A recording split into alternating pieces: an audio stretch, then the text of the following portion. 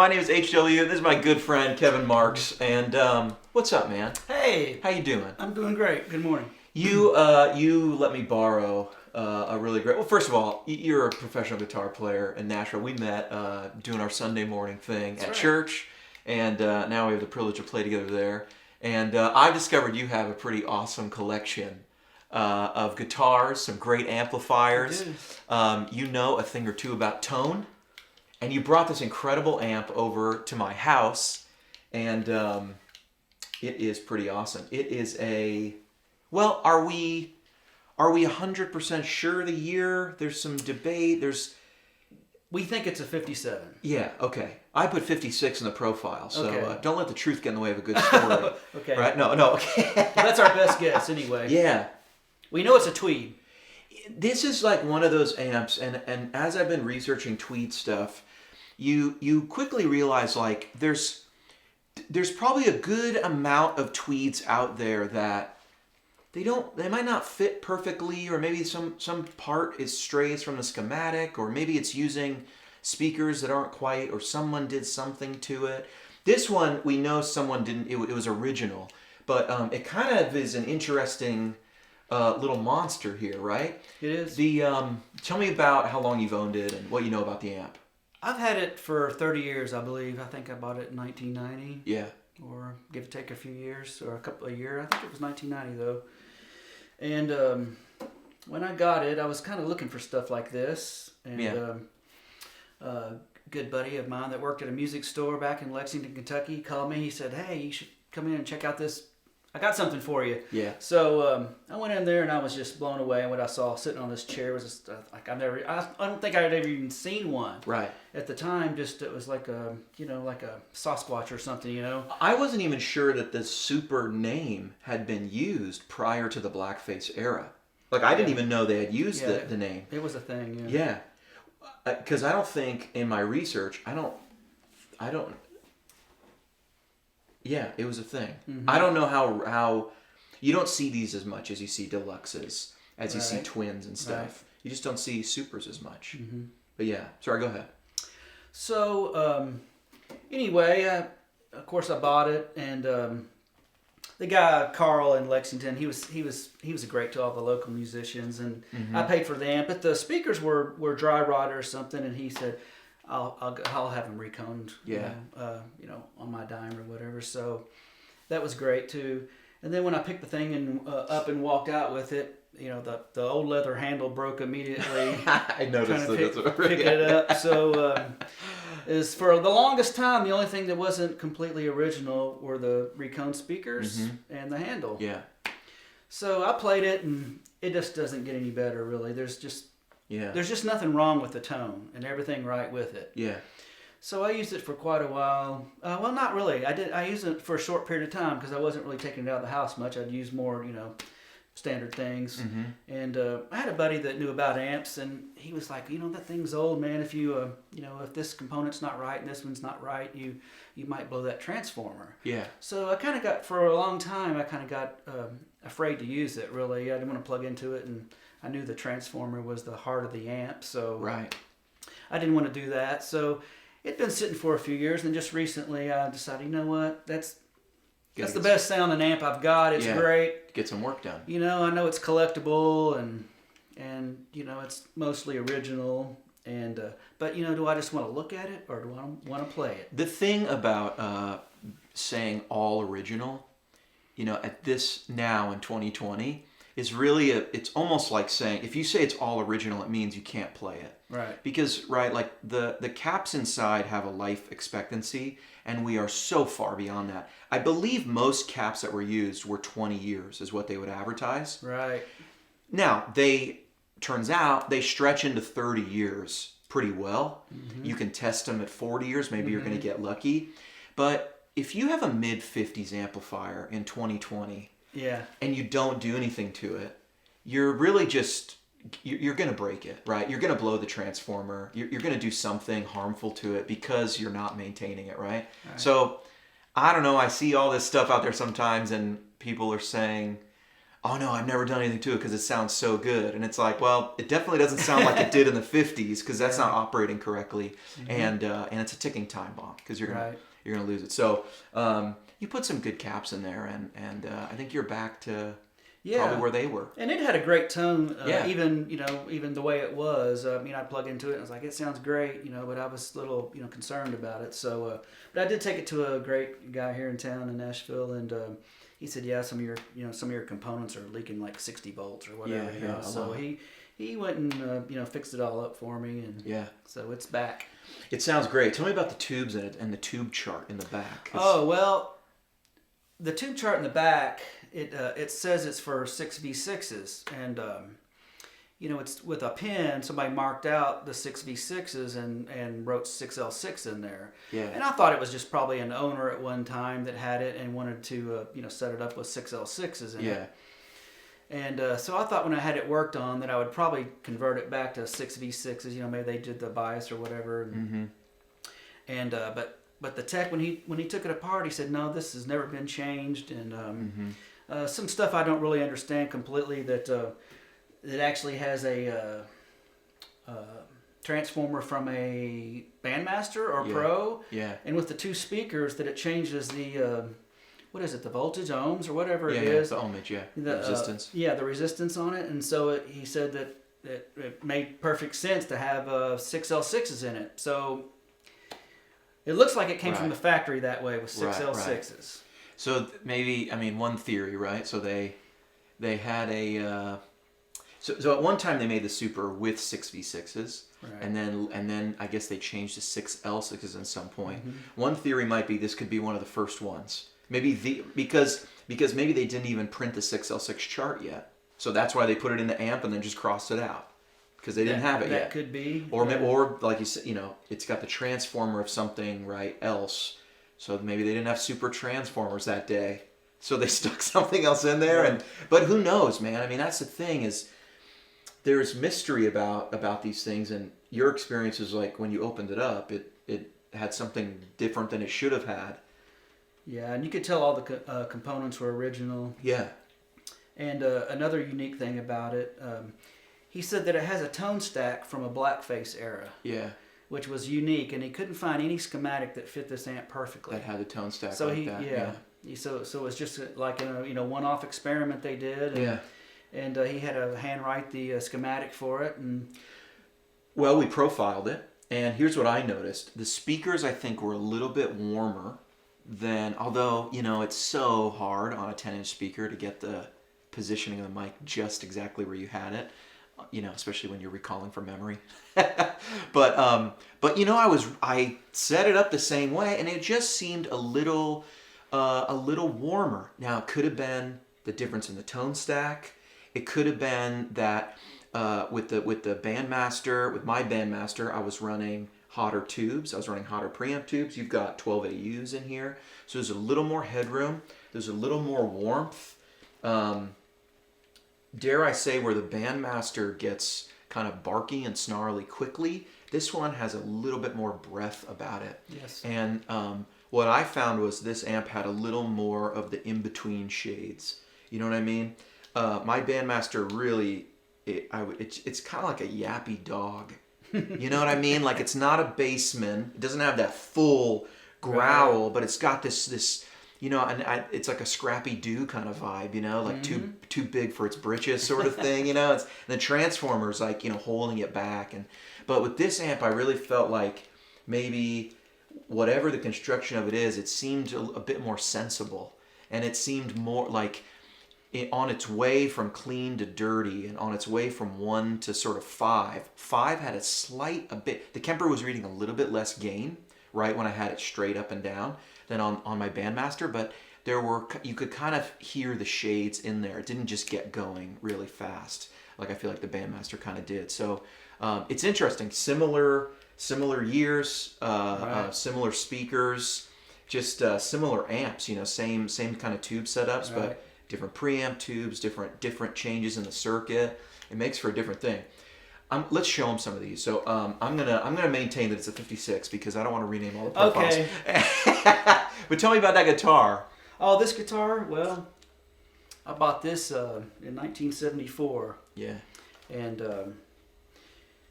I think it's a 71. I'm not really sure. The serial number doesn't really match up with any chart I've seen perfectly. But it had P90s. It had P90s and just a Out of one, stop bar tailpiece Yeah. bridge combo thing. And it wasn't beat up.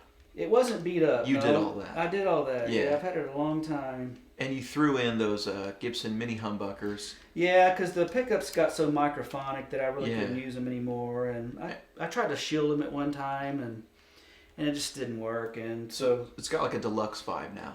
yeah, these are original Gibson Deluxe pickups, and they drop right in there without having to route anything. Mm-hmm. And I was smart enough, even though I was a kid, to not do that, not to route the guitar out. Yeah. Good move. Really, good move. And it sounds great. Let's hear it because it sounds, this kind of fits my thing of the best Les Pauls sound like Tellys and the best Tellys sound like Les Pauls because it's got a great sound.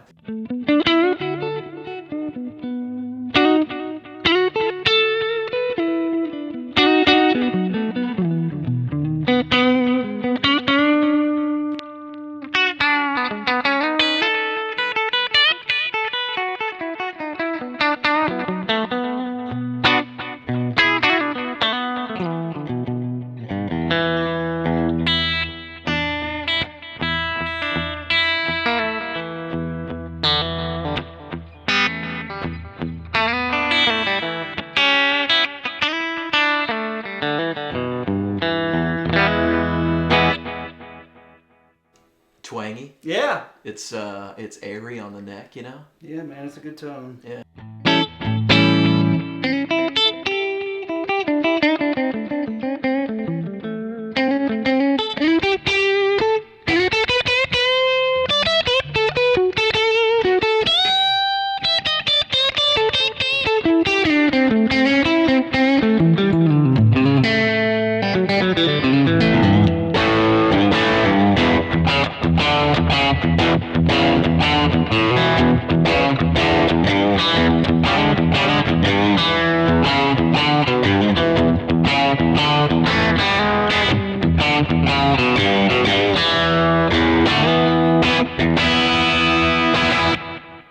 Yeah, man.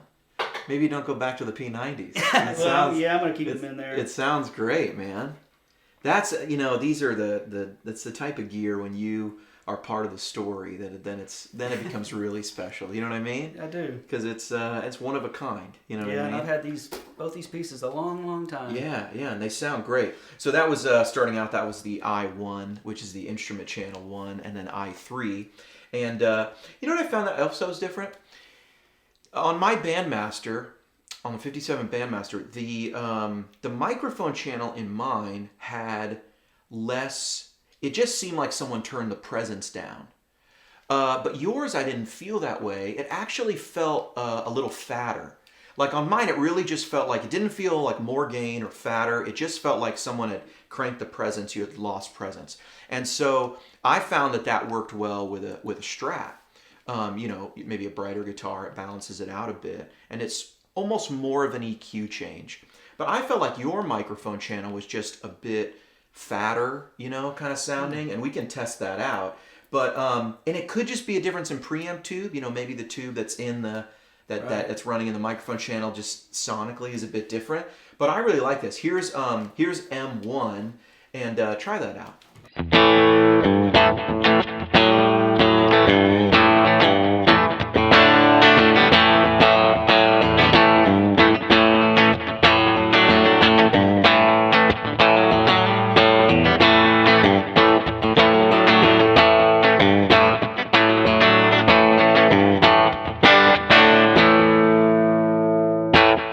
Let's hear the neck real quick.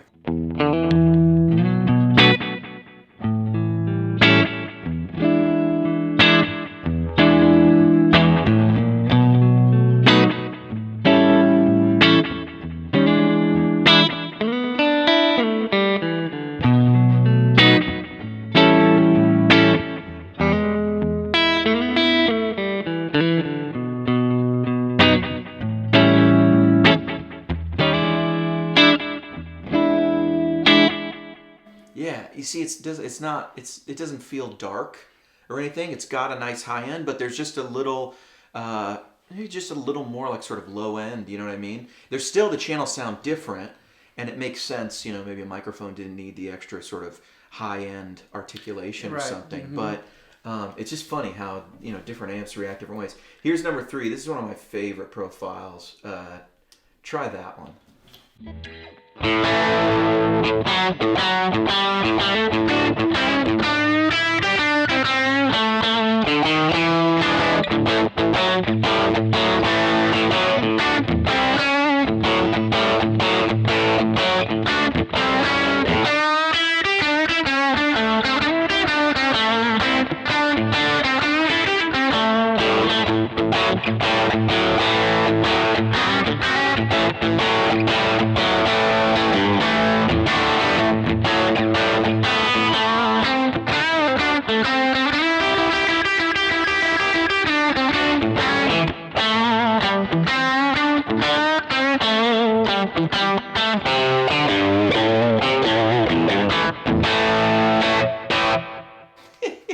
It sounds great. It really does, you know? That's a cool thing. You're making me want a Les Paul with mini humbucker now, which I've never really wanted before. But you know what, actually? Like, we've been talking a lot about gear that used to not be sort of in vogue and then, like, comes in vogue. We've talked about, you and me off camera, we're talking about silver face Fenders. There was a time when, like, nobody wanted them, you know? There was always, like, Nashville cats always knew that, like, you know, the master volume and ultra linear twins were good for a thing. But, you know, no one wanted them. And everyone took them and blackfaced them. And Gibson T-top pickups, people yanked them out. It was like, you know, people just yanked them out and put in other stuff. And Duncan and DiMarzio, that was sort of the beginning of their, like, you know, the big aftermarket pickup kind of thing. But maybe the Gibson with the mini humbucker is going to have its in vogue day, you know. Well, it does a special thing, really. It kind of sits right between a single coil and a humbucker. Yeah, it really does. Yeah, and it's almost a desert island guitar, really. Because you can rock and you can country and you can do whatever you want. Really. What pickups did you say you put in there? These are just the Gibson mini humbuckers. Gibson ones. Yeah. You know, the ones I used to put in the deluxes back in the early 70s. Yeah. Same thing. Yeah. Well, it sounds great. We did one more thing on this pack. I thought, let's do something completely sort of non-vintage correct. So I thought, I'm going to take my favorite cab. I'm going to put this amp through my favorite cab.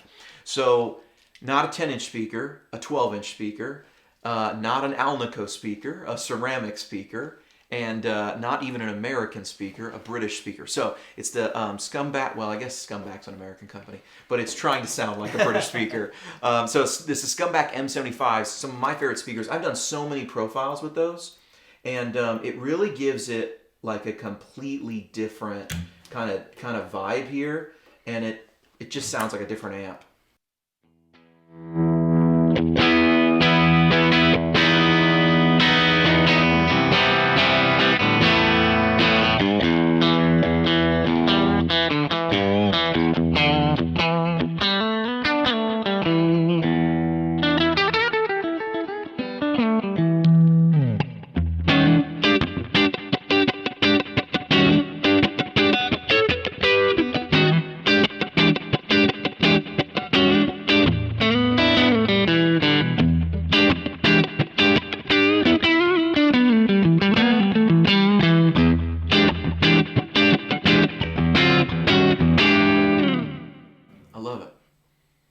What does that sound like to you? I mean, different than the other ones. Well, it just sounds good. It sounds good, but it's funny how big a difference a speaker can make. You know what I mean? Because it's just a different filter at the end. You know, that's the word. It's taking the same amp signal and just cutting off more, letting more come through. That's right. And it just has like I don't know. To me, it's fat. In some ways, I would describe it as like more vintagey, but not as bluesy. I don't know if that makes sense. Like, I don't know. It just sounds like is lawyer tone the right word? Yeah. It's like what a lawyer on a Tuesday night blues session would show up with an amp that sounds like that. It's like a greenback feel with these amps, and that's kind of what that speaker's supposed to be. Right. But I don't know. It's a little less like punchy, maybe. A little less mid range. Yeah, there's definitely a scoop in there. And it just doesn't sound Alnico-y. You know what I mean? Right. It just sounds like a British kind of classic speaker. But actually, that's not a bad pairing if you think about it, because it's Jim Marshall took that 59 Bassman, a circuit, kind of the next iteration from the 5Es and stuff, took a 5F6 circuit, brought it back, changed the tubes, did a little tinkering, put it with some Celestian speakers, not Jensen 10s. And the JTM 45 is born, you know what I mean? And that was a whole parallel lineage of amps. So it makes sense that, in essence, this sort of thing could work with that sort of thing. Here's number 4, a little more gain. Show us how that sounds.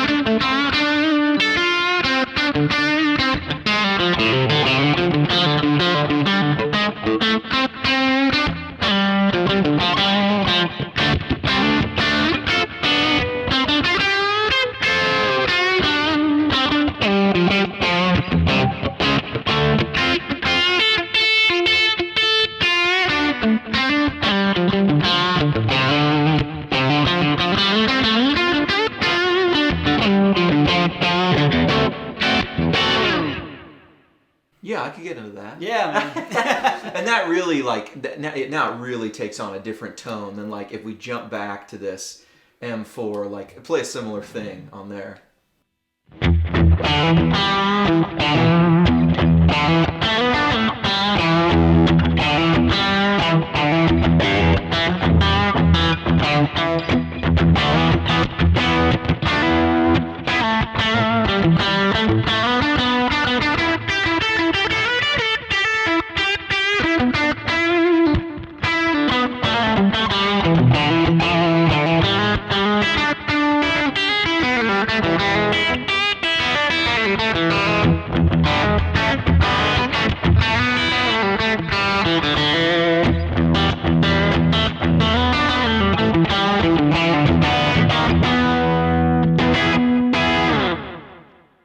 You're totally right. It's these in such a pleasing way. The Alnico, the Jensen 10s, the P10Ns, or I can't remember the name, but the P10s are mid-range heavy, but they don't feel, you know what I mean, compared to the other speaker, right. which immediately makes the other speaker sound scooped, which I never really described those speakers as scooped, you know what I mean? Right, yeah. But it's funny by comparison, and your ear sort of adjusts to it, You get used to one sound, and then you hear the other one, and it's way different. And that's a lot of that is. That's a good point. Yeah, your ear always has to adjust. It seems like to me when you change these things around. Yeah. But after you settle into it, it's like, okay, that's right. Yeah, yeah. Instantly, when we went back to the Jensens, I went oh, that's like ZZ Top tone, which makes sense because Billy Gibbons plays a 5E3, a lot of times, and a goldish Les Paul, a little different setup and stuff. Right.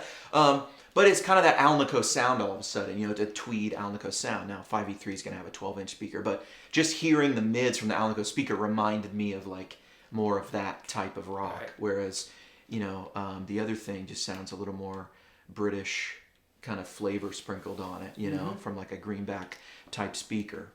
So I'm fascinated with how different all these amps sound. I think it's similar to my Bandmaster, but I immediately noticed how different it was, just from everything. So if you want to trade, let me know. I'm not sure I'd do it because they just got different vibes. We'll talk later. Yeah. But you know what I mean? Amps just have different vibes and stuff, And you can't go wrong with either one. You can't go wrong. What do you usually use this thing for? Do you ever take this thing out? Or not at this point? I've taken it out to a couple little things, but mostly I just use it in my studio at home. Yeah. I mean, you can't take an amp like this on the road. It's it's irresponsible. Right. You know what I mean? It could get hurt. Right. And they don't make more. That's true. They don't make more. Well, you can check these out. There's going to be a couple free ones available probably tomorrow. There should be some free ones out. You can get them on the if you're on the Tone Junkie email list. If you're not, what are you doing? Sign up, because we send out free profiles every week. Every week I pick some of my favorites from packs that are going to come out, and I put them out there because I appreciate the support from the community, and because certain amps aren't everyone's thing. But you should be able to try that amp, I think, in what I think is a really good representation of that amp. And then you'll kind of know what it does. You'll know what the Tweed thing is and the blackface thing and what a super is compared to a basement or a twin. And because who gets to play all these amps? Like, we're in Nashville. We're used to people just showing up with lots of amps and stuff, or just having lots of amps. But I have it on good authority. Most places do not have this many guitar players with awesome amp collections. Yeah, that's true. So we're spoiled here. And how many great music stores do we have here? There's music stores in town that I haven't been to that are better than any of the music stores I ever had in San Francisco. For sure. Oh, yeah. I just haven't even visited them. Anyway, Kevin, thanks for bringing the amp over. My pleasure. Thanks for letting me profile it. And thanks for the awesome playing, man. And yeah, I hope we get to dig in a little more to some of the gems you've got in your collection. Absolutely. And I'm sure you'll be on a couple videos in the future. Okay. We'll see more of you. All right. All right. Let's go get lunch. Let's do it. I've been HW. Kevin. And why don't you play us out and start? I love the neck. I'm in love with like great neck tones, and that thing just sounds like a fat single coil. Like, you could almost convince me, if I tweak these a little bit, you could convince me it was like a Fender-esque guitar. You know what I'm saying?